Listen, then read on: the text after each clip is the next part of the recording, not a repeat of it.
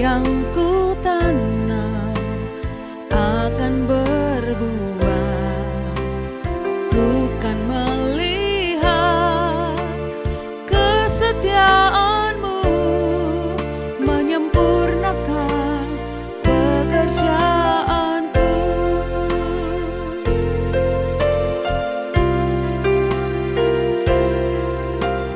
Ku kan melihat, kan ada sorak-sorai anak-anak akan menjadi pemimpin, berkarya untuk membangun negeri ini. Semua untuk kemuliaan-Mu. Bersinarlah bagai bintang-bintang,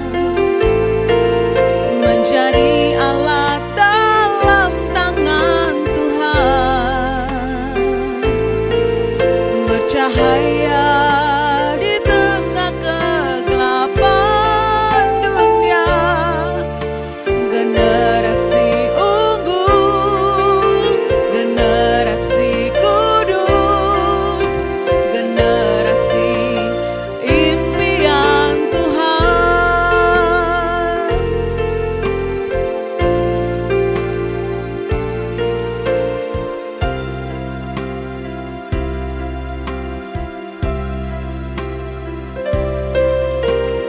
Bukan melihat di masa akan datang, apa yang ku tanam akan berbuah.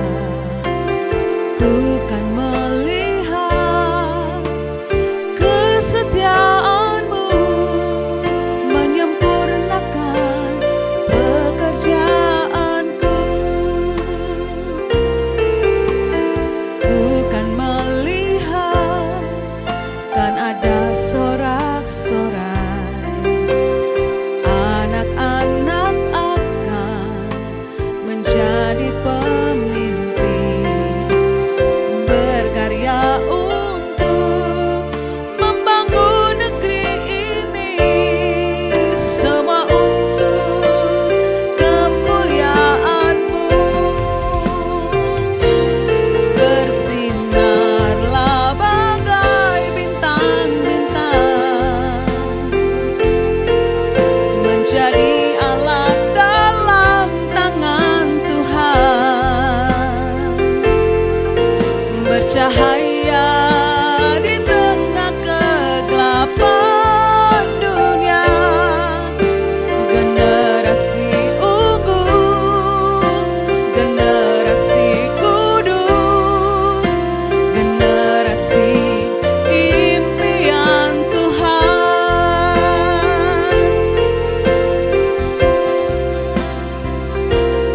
Bersinarlah bagai bintang-bintang, menjadi alat dalam tangan Tuhan, bercahaya di tengah kegelapan dunia. Generasi unggul, generasi kudus, generasi impian Tuhan, generasi impian Tuhan, generasi impian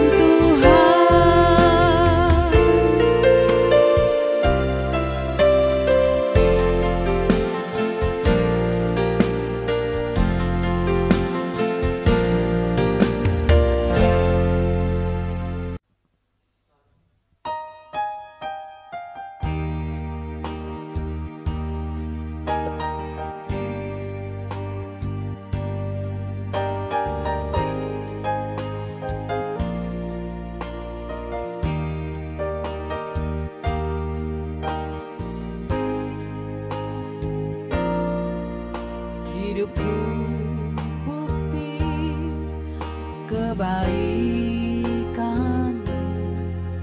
hidupku bukti kasih-Mu, hidupku telah ditebus agar ku hidup bagi-Mu.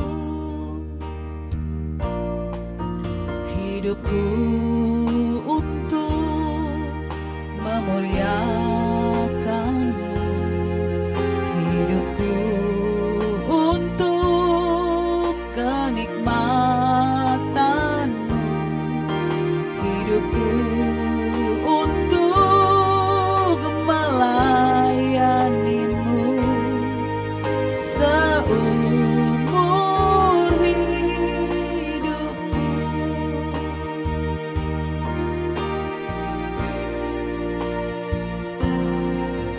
Hidupku bukti kebaikan-Mu, hidupku bukti kasih-Mu, hidupku telah ditebus agar ku hidup bagi-Mu. Hidupku untuk memuliakan-Mu, hidupku untuk kenikmatan-Mu, hidupku untuk melayani-Mu seumur hidupku.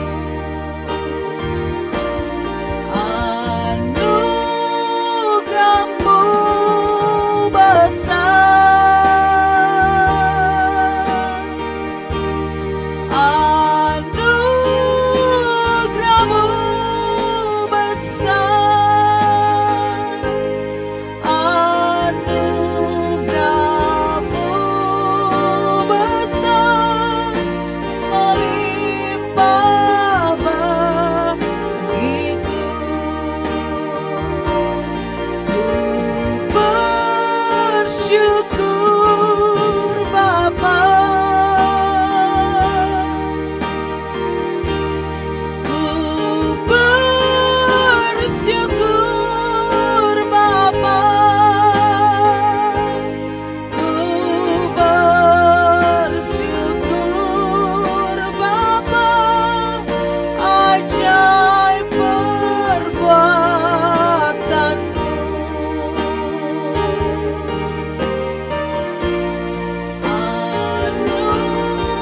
Anugerah-Mu besar, anugerah-Mu besar,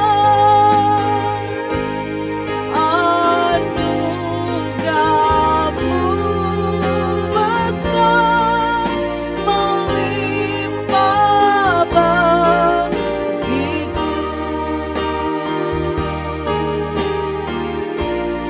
Ku bersyukur Bapa, ku bersyukur Bapa, ku bersyukur Bapa, ajaib perbuatan-Mu,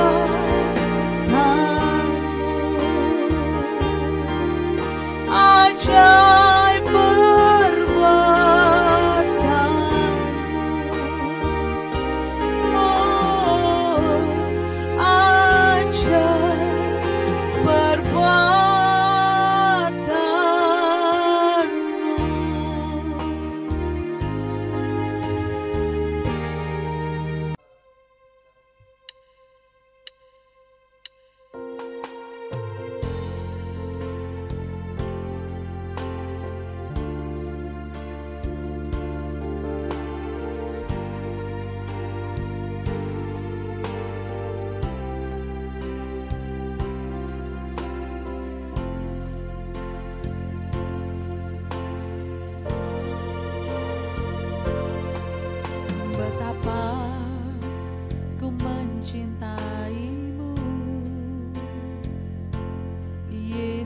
Yesus kau kekasih jiwaku, kau telah ubahkan hidupku menjadi ciptaan yang baru. Kau telah korbankan hidupmu, darahmu hapuskan dosaku. Yesus kau selamatkan hidupku, Engkaulah segalanya bagiku. Mau selalu menyenangkanmu, mau selalu melayanimu, mau selalu mengikutimu, untuk menjadi serupa denganmu. Mau selalu turuti firman-Mu, mau selalu lakukan kehendak-Mu, mau selalu setia padamu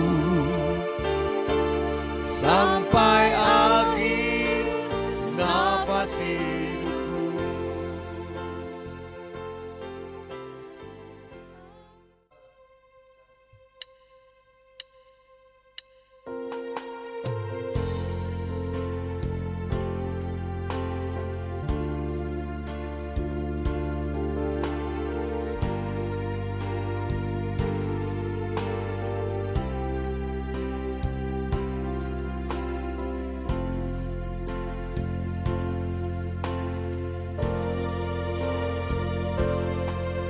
Betapa ku mencintaimu, Yesus kau kekasih jiwaku, kau telah ubahkan hidupku menjadi ciptaan yang baru. Kau telah korbankan hidupmu, darahmu hapuskan dosaku. Yesus kau selamatkan hidupku, Engkaulah segalanya bagiku. Mau selalu menyenangkanmu, mau selalu melayanimu, mau selalu mengikutimu, untuk menjadi serupa denganmu. Mau selalu turuti firman-Mu, mau selalu lakukan kehendak-Mu, mau selalu setia padamu sampai akhir nafas hidupku. Haleluya, shalom. Sekali lagi shalom. Salam sejahtera untuk kita semua, para pengikut setia GSK, para pengikut setia ibadah Eklesia Bible Teaching. Karena perlindungan Tuhan, kita masih ada sebagaimana kita ada. Mari Bapak Ibu dimanapun kita berada, kita persiapkan hati kita, pikiran dan perasaan kita arahkan kepada Tuhan. Haleluya Yesus. Terima kasih Tuhan. Biarlah Engkau lindungi kami Tuhan, karena kami tak dapat jalan sendiri Tuhan. Pegang tangan kami dimanapun kami berada Tuhan Yesus. Haleluya Yesus. Terima kasih Tuhan. Mari kita sama-sama hati-hati pujian ini. Lindungi aku Bapa. Bapa, ku tak dapat jalan sendiri, ya Bapa. Kau perlindunganku,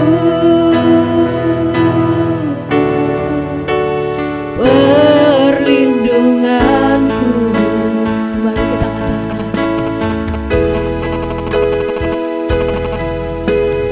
lindungi aku Bapa, ku tak dapat jalan sendiri, ya Bapa. Kau perlindunganku, perlindunganku. Pegang tanganku, pegang tanganku, pegang tanganku, pegang tanganku. Lindungi aku, lindungi aku sampai di rumahmu.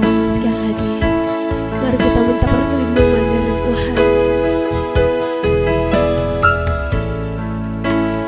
Lindungi aku Bapa,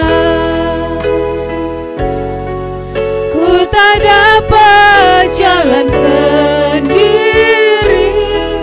ya Bapa. Kau perlindunganku,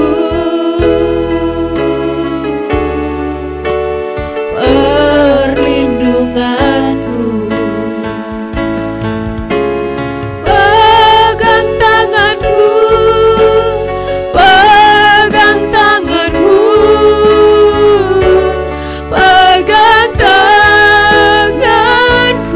Lindungi kami Tuhan, lindungi aku, lindungi aku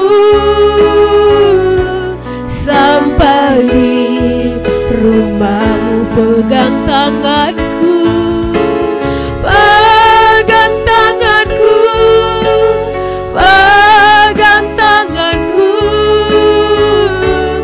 pegang tanganku. Lindungi kami, lindungi aku, lindungi aku sampai di rumahmu. Sekali lagi dengan tulus katakan, pegang tanganku, pegang tanganku, pegang tanganku. Kami mohon lindungi kami Tuhan, ya Yesus. Lindungi aku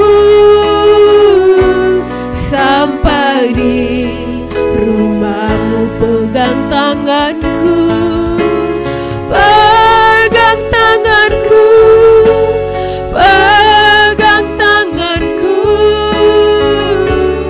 pegang tangan. Lindungi kami Tuhan, lindungi aku, lindungi aku sampai di rumahmu.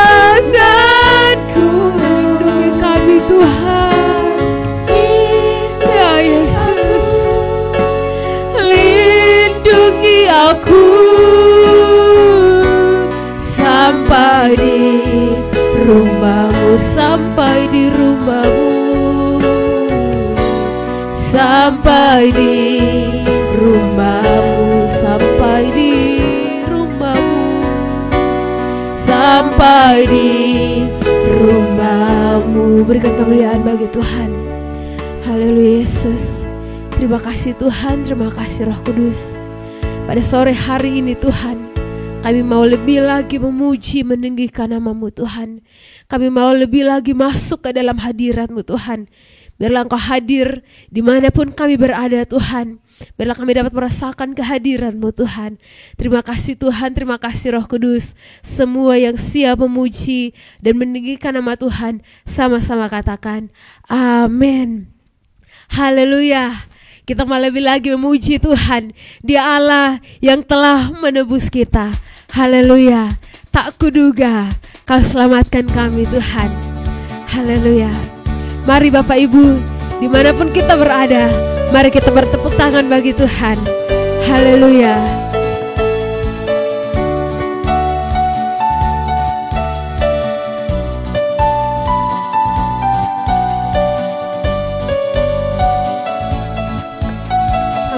Katakan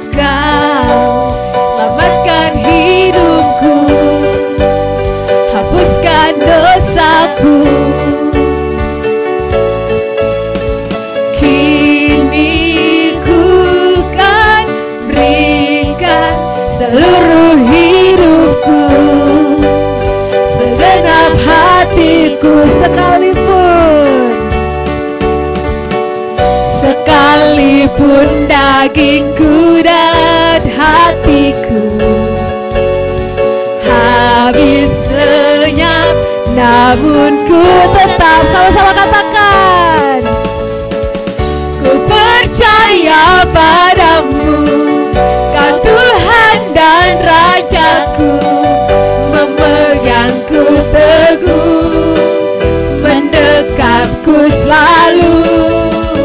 Karena ku memujimu, agungkan pribadimu, sangat ku cinta Kau selamanya. Sekali lagi, tak kuduga Tuhan, haleluya. Tak kuduga Kau selamatkan hidupku, hapuskan dosaku. Kau berjanji Tuhan, kini ku kan berikan seluruh hidupku, segenap hatiku. Sama-sama katakan, sekalipun dagingku dan hatiku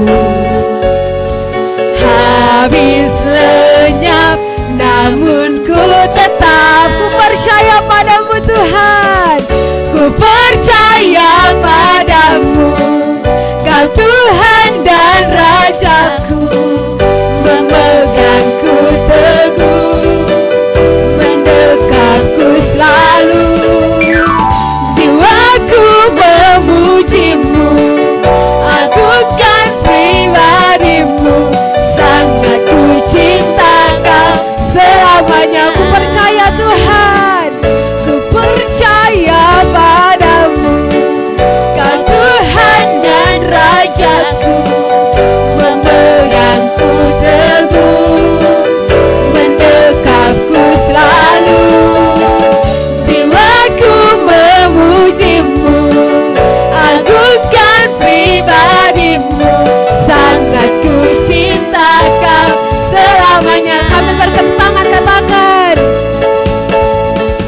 ku percaya padamu, amin. Kau Tuhan Ya Yesus, Rajaku, memegangku teguh, mendekapku selalu. Jiwa kami memujimu Tuhan, amin. Agungkan pribadimu, sangat ku cinta Kau selamanya. Sekali lagi, ku percaya,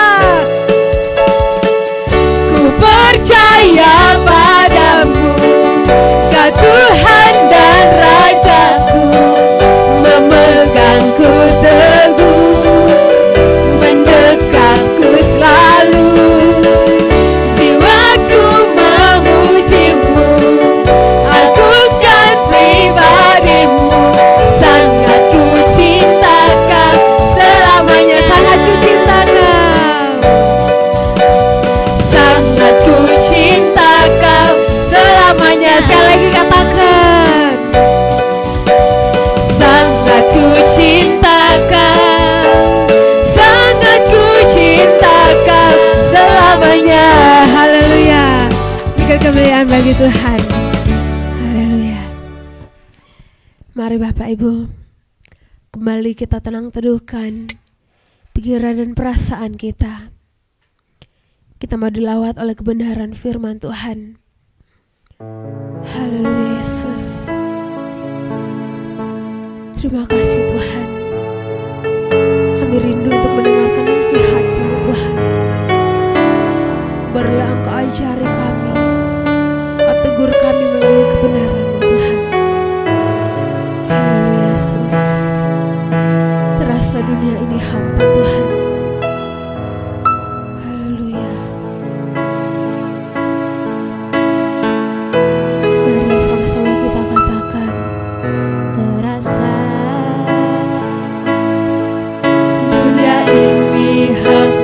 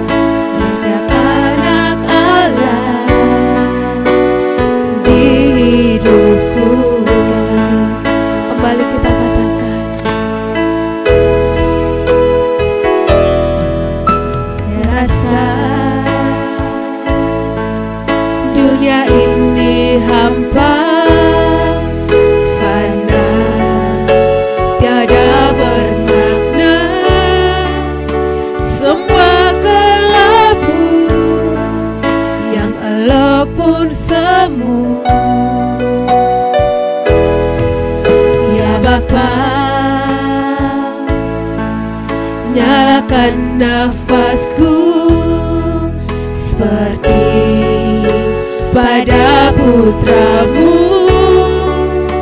Terdengar kisah jejak anak Allah di hidupku, di hamparan, di hamparan padang kehidupan. Rajut senyummu, perjalanan ini walau dalam bara, mengukir permata, dirangkum rencana jiwaku, terbangkan rinduku di tepi gitaku, ku gapai madumu, belakang langit biru di hamparan, di hamparan padang kehidupan. Ku rajut senyummu, perjalanan ini walau dalam bara, mengukir permata, dirangkum rencana jiwaku, tembangkan rinduku di tepi gitaku, ku gapai madumu, belakang langit biru. Sekali lagi, di hamparan padang kehidupan, kabar rajut senyummu Tuhan. Haleluya Yesus. Perjalanan ini walau dalam bara, mengukir permata, dirangkum rencana jiwaku,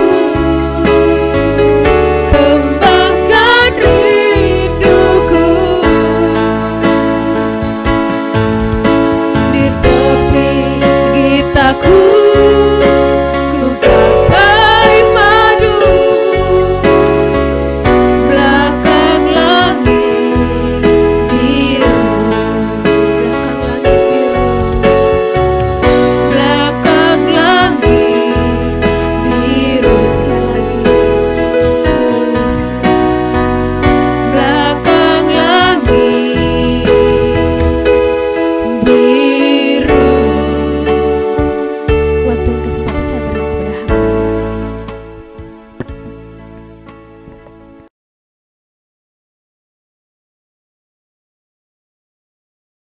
Shalom Bapak Ibu, mari kita berdoa. Bapa Elohim Yahweh, dalam nama Tuhan Yesus Kristus, kami sangat membutuhkan isi hati-Mu Bapa. Berbicaralah kepada kami seperti Engkau berbicara kepada Abraham dan Musa 4.000 tahun yang lalu. Berbicaralah Bapa, kami sangat membutuhkan isi hati-Mu. Roh Kudus bantu hamba-Mu. Dalam nama Tuhan Yesus Kristus kami berdoa dan bersyukur. Amin. Shalom Bapak Ibu, mari kita lanjutkan serial khotbah kita. Jadi kita masih dalam tema besar. Temanya lapar dan haus akan Tuhan. Dan minggu lalu saya sudah mulai dengan tema mengalami perjumpaan dengan Tuhan atau mengalami Tuhan secara real. Nah, saya akan melanjutkan. Kejadian pasal yang ke-6 ayat yang ke-9. Inilah riwayat Nuh. Nuh adalah seorang yang benar dan tidak bercelah di antara orang sezamannya. Dan Nuh itu hidup bergaul dengan Allah. Nah, dari ayat ini kita melihat bahwa ternyata sebenarnya bahwa sejak dulu tokoh-tokoh Alkitab itu memiliki hubungan yang istimewa dengan Allah. Mereka memiliki relasi yang baik dengan Allah.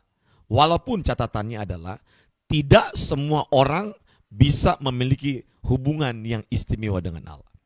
Hanya orang-orang khusus. Tetapi artinya ada orang-orang yang dipilih oleh Allah untuk membangun hubungan yang istimewa. Untuk dipercaya sebagai wakilnya agar orang-orang ini dapat memperkenalkan Allah yang mereka kenal di dalam pengalaman nyata dalam kehidupan mereka. Dan yang saya berikan contoh ini adalah Nuh. Kejadian pasal 6 ayat 9.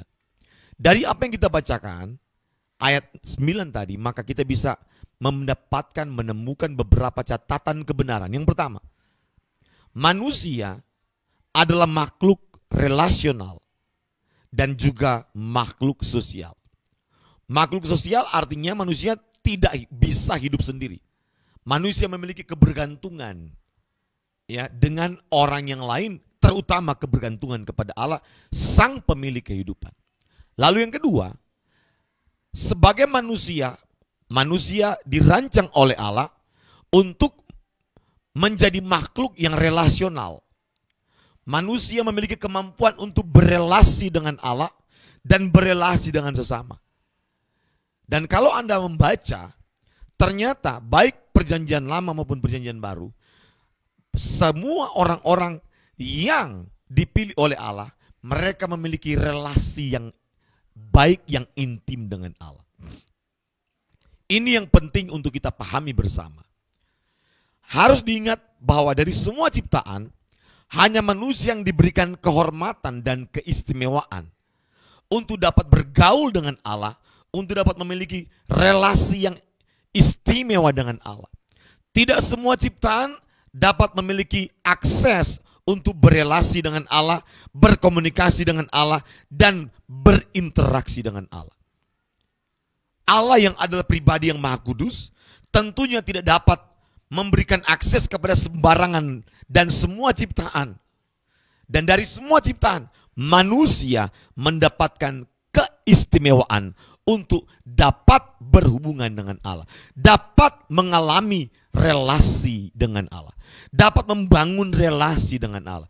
Ini istimewa sekali Bapak Ibu. Tetapi tidak semua orang dapat memahami dan memiliki kesadaran seperti ini.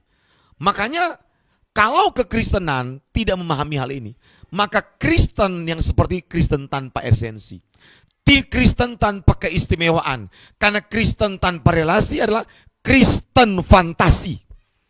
Dan banyak orang Kristen hari ini hanya status Kristen tapi Kristen tanpa relasi. Maka dia memiliki iman yang fantasi. Kasihan sekali kalau Kristen seperti ini. Kenapa? Nggak punya relasi dengan Allah. Iman itu punya alamat, punya subjek, punya pribadi yang kepadanya menjadi tujuan alamat iman kita. Allah adalah pribadi yang menjadi tujuan iman kita, alamat iman kita. Allah adalah pribadi yang menjadi pusat kepercayaan saya dan saudara. Allah adalah pribadi yang menjadi pusat penghormatan, pengabdian dan pelayanan saya dan saudara. Bukan yang lain. Bukan institusi agama.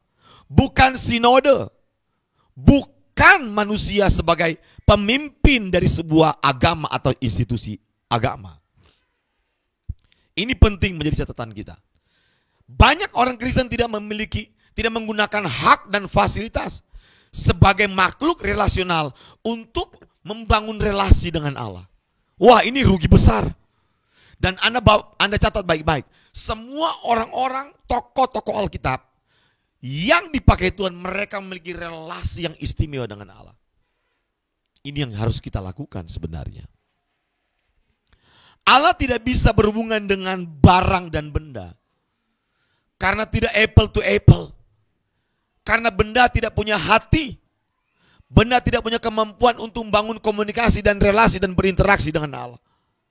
Semahal-mahalnya satu benda, semahal-mahalnya rumah, pesawat, yacht, kendaraan, teknologi canggih, tidak dapat membangun hubungan dengan Allah. Nggak bisa. Makanya, jangan menghargai benda lebih daripada manusia. Jangan merendahkan diri manusia lebih daripada benda. Harusnya manusia lebih tinggi daripada benda apapun yang tercanggih, termahal, dan yang paling tinggi nilainya di mata manusia. Hidup kita ini menjadi sasaran kasih Allah. Hidup kita ini menjadi sasaran kehendak Allah. Hidup kita lah yang menjadi sasaran rencana Allah. Hidup kita lah yang menjadi sasaran dari semua tujuan-tujuan mulia Allah. Hidup kita inilah yang menjadi sasaran kepercayaan Allah. Bukan pohon, bukan alam semesta, bukan benda. Makanya mata Allah akan tertuju kepada orang-orang yang takut akan Dia. Menurut Mazmur pasal 33 ayat 17, 18. Allah berhubungan dengan pribadi kita. Allah tidak pernah berhubungan dengan benda dan ciptaan-ciptaan yang lain di luar manusia. Hidup kita adalah bait Allah, rumah tinggal Allah. Catat baik-baik. Ini harus diperhatikan baik-baik. Dulu, zaman dulu perjanjian lama, tidak semua orang bisa datang langsung ketemu Tuhan. Tidak semua orang punya akses dan hak untuk langsung berhubungan dengan Tuhan. Tapi hari ini, semua orang punya akses, punya hak. Nah, kenapa beda, Pak? Sebelum Yesus mati, catat baik-baik. Sebelum Yesus mati, maka hanya imam besar yang dapat mewakili umatnya untuk datang berhubungan dengan Tuhan. Itu pun harus datang ke Yerusalem, harus berada di bait Allah. Dan di bait Allah tidak semua ruangan menjadi tempat di mana Allah hadir. Tapi satu, hanya ruang maha suci. Catat baik-baik. Hanya ruang maha suci. Di mana imam besar datang, masuk, dan bertemu dengan Allah. Setelah Yesus mati, tirai itu terbelah. Apa artinya? Batasan antara ruang kudus dan ruang maha kudus, di mana tirai ini adalah batasan, di mana tidak semua orang bisa masuk, maka tirai itu telah terbelah. Kapan terbelah? Ketika darah Yesus dicurahkan di Golgota, ketika tubuh Yesus terpecah-pecah, ketika nyawa Yesus diserahkan, menjadi korban penebusan dosa kita, sehingga kita memiliki akses untuk masuk berhubungan dengan Allah di ruang maha kudus, kapanpun, dimanapun, dan dalam keadaan apapun. Ini luar biasa Bapak Ibu. Ini luar biasa. Dan dengar baik-baik. Kalau perjanjian lama, ruang maha suci itu merujuk kepada bait Allah yang terdapat di Yerusalem, atau tempat-tempat khusus di mana Allah hadir. Tetapi setelah Yesus mati di kayu salib, setelah tirai terbelah, maka dengar baik-baik. Maka yang menjadi ruang maha kudus bukan lagi gedung, bukan lagi ruangan, bukan lagi tempat, bukan lagi rumah-rumah atau tempat-tempat di mana yang dijadikan sebagai tempat maha kudus di mana Allah hadir. Tetapi sejak Yesus mati, maka setiap kita seharusnya menjadi bait Allah. Setiap kita menjadi ruang maha kudus Allah, agar Allah tinggal, tetap hidup kita menjadi rumah tinggal yang nyaman bagi Allah. Itu berita sukacita bagi kita sebenarnya. Tetapi ingat, Allah tidak mudah untuk datang tinggal kepada hidup setiap orang. Enggak. Hanya orang-orang yang menjadikan dirinya sebagai bait kudusnya Allah. Itulah yang namanya kita mengalami perjumpaan yang nyata dengan Allah. Ketika kita menjadikan hidup kita sebagai bait Allah, sebagai ruang maha kudus Allah. Ini berita penting bagi kita Bapak Ibu. Banyak orang ingin sukses dalam kehidupannya. Banyak orang ingin disertai Tuhan seperti Yusuf. Maka Tuhan membuat segala sesuatu yang dikerjakan Yusuf berhasil. Banyak orang ingin seperti Daniel, ketika dapat persoalan, maka Tuhan berikan hikmat dan menyelesaikan semua persoalan. Dan kehikmat yang Allah berikan kepada Daniel mampu mengurai kekusutan persoalan-persoalan apapun di zaman 3 raja 4 kerajaan. 4 raja 3 kerajaan. Tapi dengar baik-baik, ada berita baik. Seharusnya ketika kita menjadikan hidup kita sebagai ruang Maha Kudusnya Allah, maka pasti Allah tinggal tetap dalam hidup saya dan saudara. Pasti. Jadi kalau kita mau disertai Tuhan, kalau kita mau mengalami kehadiran Tuhan, kalau kita mau mengalami perjumpaan yang nyata dengan Allah, cuman satu syaratnya, jadikan hidup kita sebagai rumah tinggal Allah yang nyaman. Apanya yang kudus, Pak? Bagaimana, Pak, supaya hidup saya menjadi ruang Maha Kudusnya Tuhan? Tuhan sudah sampaikan bahwa karena Allah itu kudus, maka kita harus kudus. Kita harus menyucikan diri kita. Apanya yang kudus, Pak? Apa yang suci? Arti kudus adalah dipisahkan. Hidup kita harus terpisah, harus berbeda. Hidup kita harus terpisah dari kehidupan, dari nilai-nilai duniawi. Hidup kita harus dipisahkan dari kehidupan dosa. Sehingga ketika kita terpisah dari dosa, maka kita menjadikan hidup kita sebagai ruang Maha Kudus Tuhan. Kalau selama ini kita masih nonton hal-hal yang tidak kudus, hal-hal yang najis, itu yang dimaksud dengan kuduskan dirimu, pisahkan dirimu, pisahkan matamu dari tontonan-tontonan yang tidak bersih, yang tidak kudus, yang tidak suci, dari yang najis, dari yang jorok, dari yang gambar-gambar yang berisi pornografi.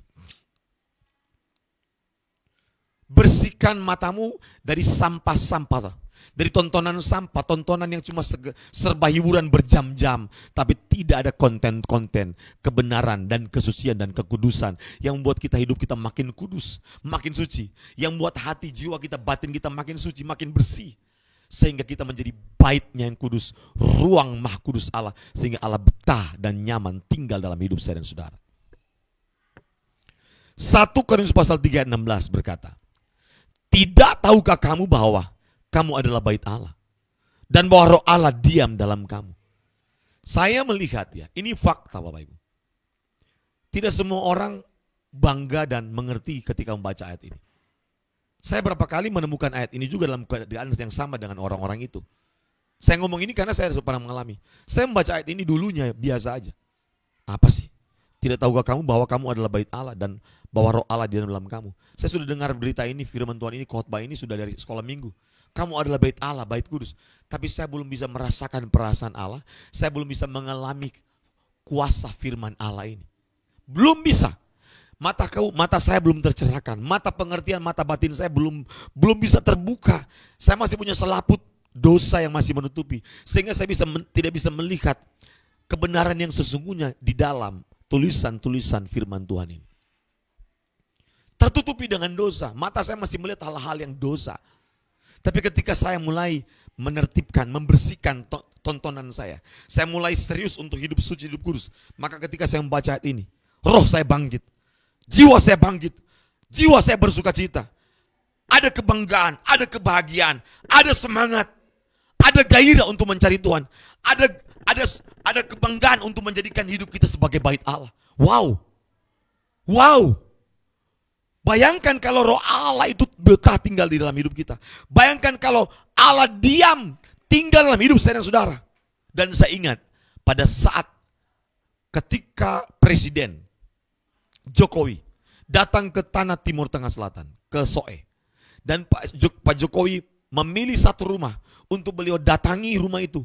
Rumah yang sangat sederhana. Dan duduk di rumah itu, berkunjung ke rumah itu. Tuan rumahnya syok,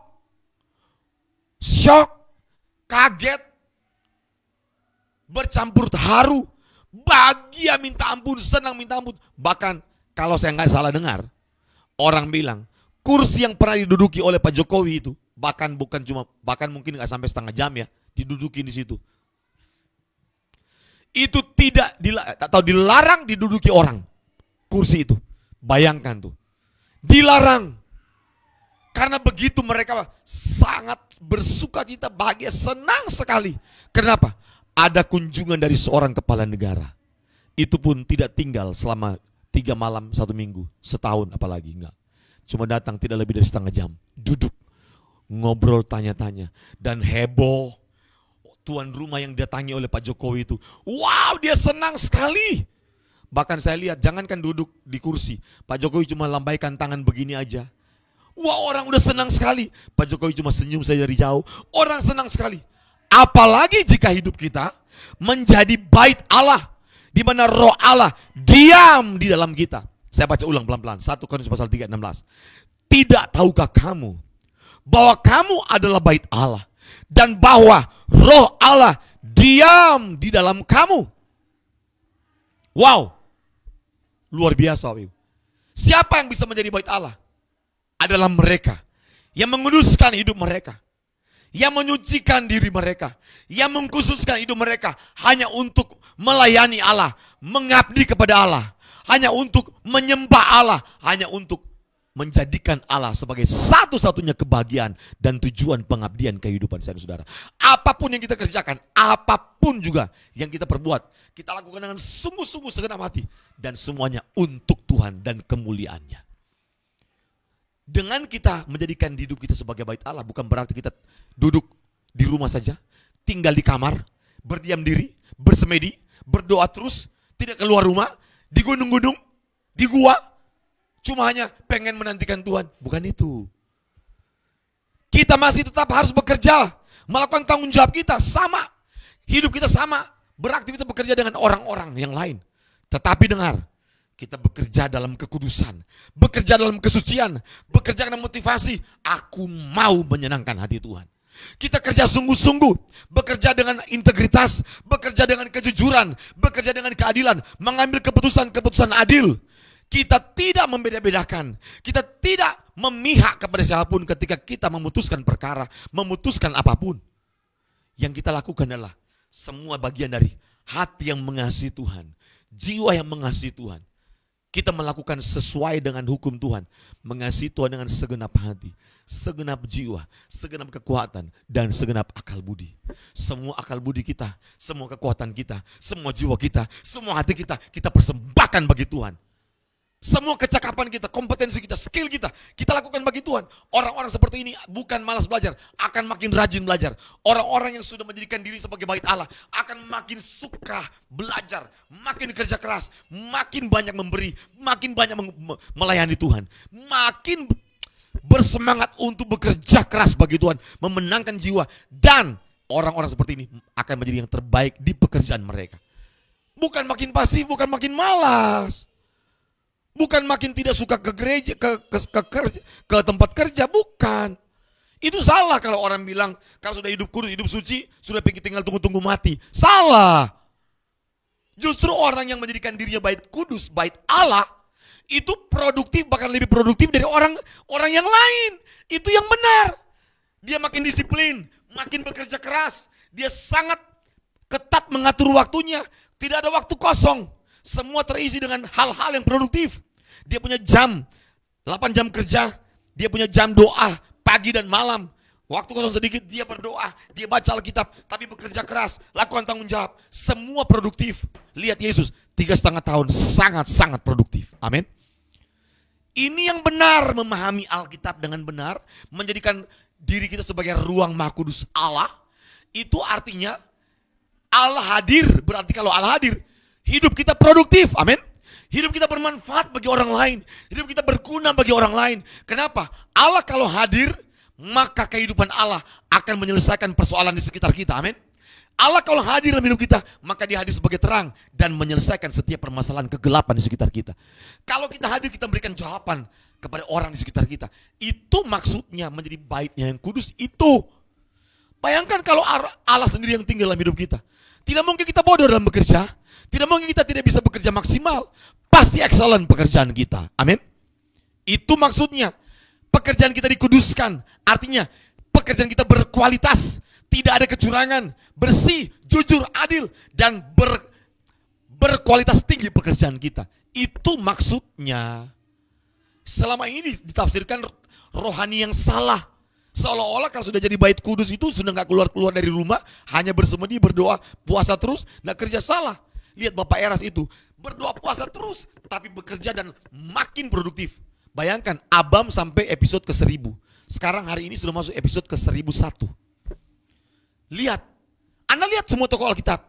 Semua tokoh Alkitab yang menjadikan diri mereka sebagai bait kudus Allah, di mana mereka bergaul intim dengan Allah. Mereka mengalami Tuhan secara nyata, mereka berjumpa dengan Tuhan secara nyata. Semua tokoh-tokoh Alkitab produktif di dalam pekerjaan dan pelayanan mereka. Amin. Abraham produktif, Musa produktif, Nuh produktif, Yusuf produktif, Daniel produktif. Semua mereka produktif. Mereka menjadi orang-orang yang mewakili Allah untuk menyatakan kemuliaan Allah di dalam pekerjaan mereka. Amin. Mari kita berdoa. Bapa, hamba selesai berbicara. Kami mengalami Tuhan dan menghadirkan Tuhan dalam perspektif yang sangat benar. Bukan perspektif yang tidak benar. Kami menjadikan hidup kami sebagai bait kudus Allah. Sehingga hidup kami produktif dimanapun Tuhan tempatkan kami bekerja, melayani. Pekerjaan kami menjadi pekerjaan yang kudus dan berkualitas tinggi. Di mana pekerjaan kami produktif, menghasilkan karya-karya nyata. Menyelesaikan setiap persoalan, menerangi kegelapan, dan menggarami setiap situasi, kondisi yang tawar, membuat orang bersemangat bekerja, orang bersemangat mencari Tuhan, orang bersemangat untuk berprestasi-prestasi positif di dalam pekerjaannya, dan makin mencintai Tuhan, makin suka mencari Tuhan, makin hidup suci, dan makin menghidupi kekudusan Tuhan. Terima kasih banyak Bapak. Roh Kudus berkati semua yang sudah mengikuti Exousia Bible Teaching. Sehingga kami hidup dalam kekudusan Tuhan yang benar. Kekudusan yang produktif, bukan kekudusan yang pasif. Terima kasih banyak Bapak. Dan kami mengalami Tuhan secara nyata. Dan kemuliaan Tuhan hadir dalam setiap apa yang kami kerjakan. Tuhan dipermuliakan atas apa yang kami kerjakan. Berkati semua yang telah mengikuti ibadah Exousia Bible Teaching. Dan saatnya Engkau memberkati kami. Bapak Ibu, angkat tanganmu dua-dua dan arahkan hatimu kepada Tuhan. Terimalah berkat dan anugerah daripada Allah Bapa, cinta kasih daripada Tuhan kita Yesus Kristus, tuntunan, pertolongan, perlindungan, pemeliharaan yang sempurna dari Roh Kudus menyertai kita mulai sore ini sampai Tuhan Yesus datang pada kali yang kedua, menjemput kita orang-orang saleh untuk pulang ke rumah Bapa yang kekal, memerintah bersama Kristus di kerajaan surga sampai selama-lamanya. Dalam nama Yesus. Amin. Terima kasih, Tuhan berkati. Shalom.